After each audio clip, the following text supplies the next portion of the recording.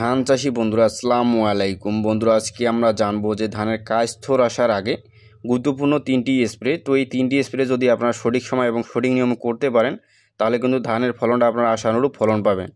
তো চলুন জেনে আসি কী কী তিনটি স্প্রে এবং কী তিনটি স্প্রে না করলে আপনারা কী কী সমস্যার সম্মুখীন হতে পারেন এবং ধানের ফলনটা কেমন হতে পারে। তো আজকে আমরা সেটাই জানবো।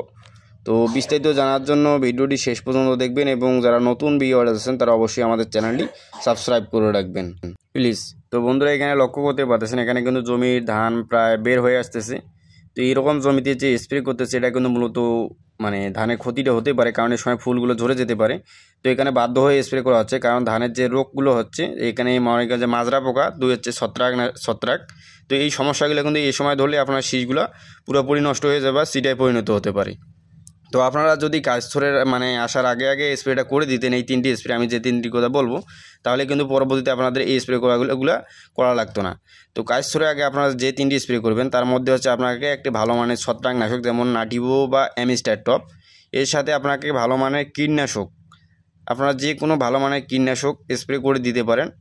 এবং এর সাথে যে কাজটা করবেন সেটা হচ্ছে যে ভালো মানের ভিটামিন, গাছের খাদ্য হিসেবে যেটা দিবেন আর কি এই সময়। কারণ এই সময় কাজস্থলের আগেই কিন্তু আপনার ধান বের হওয়ার আগেই কারণ ভিটামিনটা দিতে হবে, কারণ ধান বের হওয়ার পর কিন্তু আপনাদের ভিটামিন দিয়ে কোনো লাভ হবে না। তার কারণ ধানটা যে পরিপুষ্ট হওয়ার কথা সেটা কিন্তু হয়ে গেছে, কিন্তু ধান বের হওয়ার আগে যদি আপনার ভিটামিনগুলো স্প্রে করেন তাহলে কিন্তু ধানটা আপনার আরও দেখবেন যে পরিপুষ্ট হবে এবং সিডের পরিমাণটা অনেক কম হবে এবং পরবর্তীতে দেখবেন যে ধানের ওয়েটটা অনেক বেশি হবে। তো অনেক চাষি ভাই করে কি ধান বের হওয়ার পর স্প্রে করে, তো এই ভুলটা করা যাবে না। কারণ হচ্ছে ধান বের হওয়ার পর কিন্তু আপনার ভিটামিনে কোনো কাজ নাই, কারণ হচ্ছে ধান বের হওয়ার যে প্রক্রিয়াটা সেটা কিন্তু পুরোপুরি সম্পূর্ণ হয়ে গেছে, কিন্তু ধান বের হওয়ার পর এই যে ভিটামিনটা আপনার পরিপূর্ণ কাজ করবে না।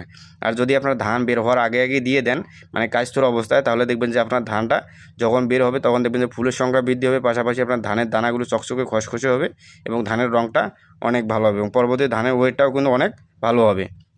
তো বন্ধুরা আপনারা ধান কাজস্থর অবস্থায় যে তিনটি স্প্রে করবেন আবারও বলতেছি, এক হচ্ছে আপনাকে ভালো মানের ছত্রাকনাশক অ্যামিস্টার টপ দিতে পারেন বা নাটিভো বা অন্য কোনো ভালো মানের ছত্রাকনাশক দিবেন।